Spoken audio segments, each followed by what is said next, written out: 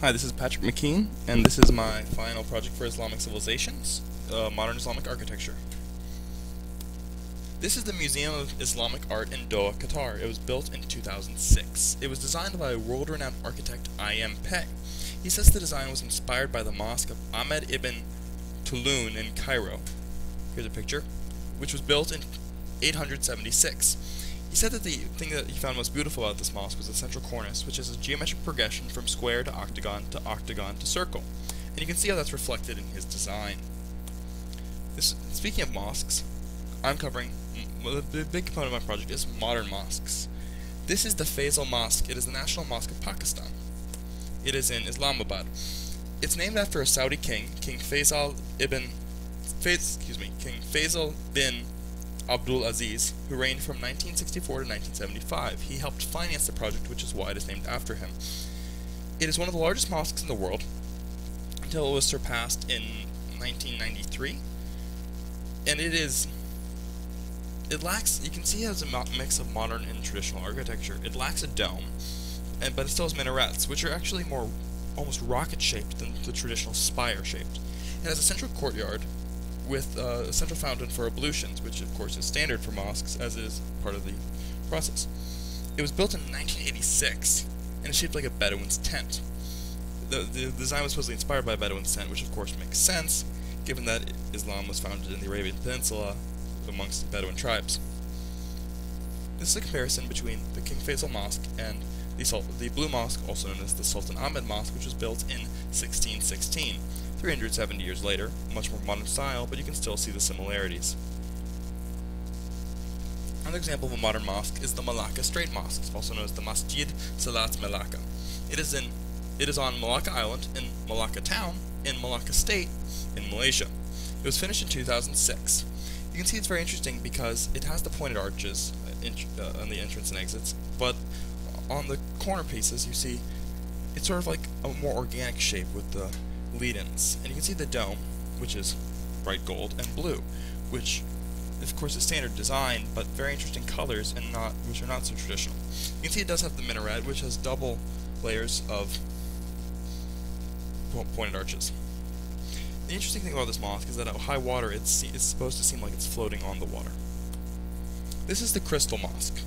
It is in Kuala Terengganu in Terengganu, Malaysia. It supposedly has Chinese influence and was built between 2006 and 2008. The interesting thing about this mosque is that you can see the impact of the traditional design. You can see it has the central domes with smaller domes all around it, as well as the four minarets at the corners. You can also see the pointed arches at the entrance and exits, as well as along the base near the water.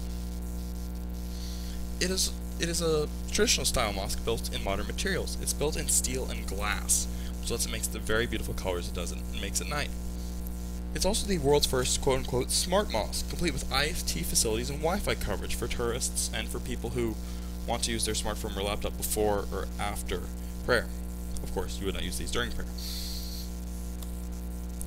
The other part of my project is called skyscrapers, the new minarets. Now the reason I call it this is because skyscrapers are being built more and more in the Islamic world. Interesting thing is that they're treated very much like minarets, built taller, built thinner, built more impressive. This is a projection of the tallest buildings in 2020 based on current buildings and buildings that are currently under construction. These are in Islamic countries. Most are in the Middle East, one is in Indonesia.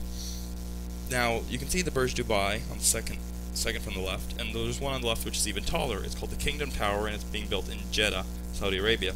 It's supposed to be a kilometer high. It was originally supposed to be a mile high, but they found out the bedrock wouldn't support it. Interesting thing is you can even see the Taipei 101, which for a while was the world's tallest building. Not going to be so tall anymore.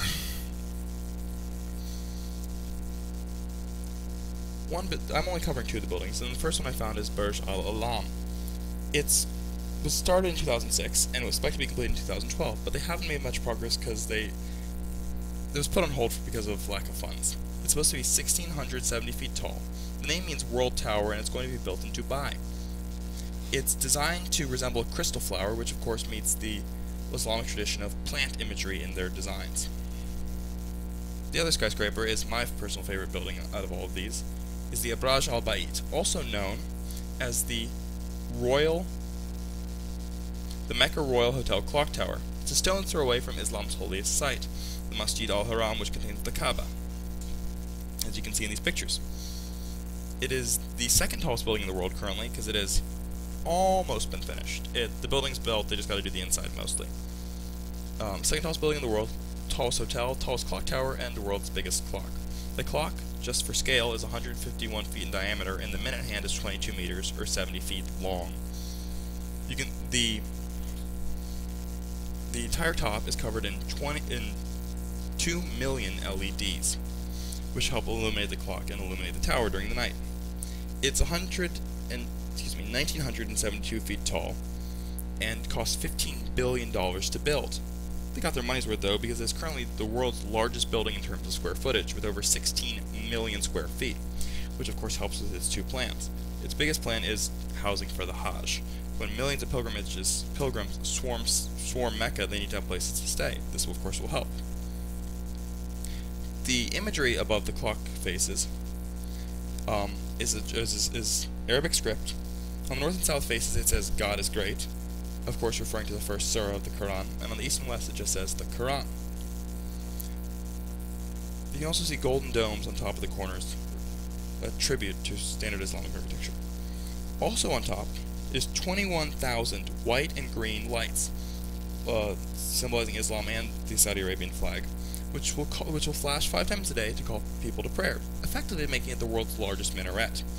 These lights will be seen from 18 miles away, and also on special occasions, such as New Year's or etc. There will be 16 vertical lights, which will illuminate the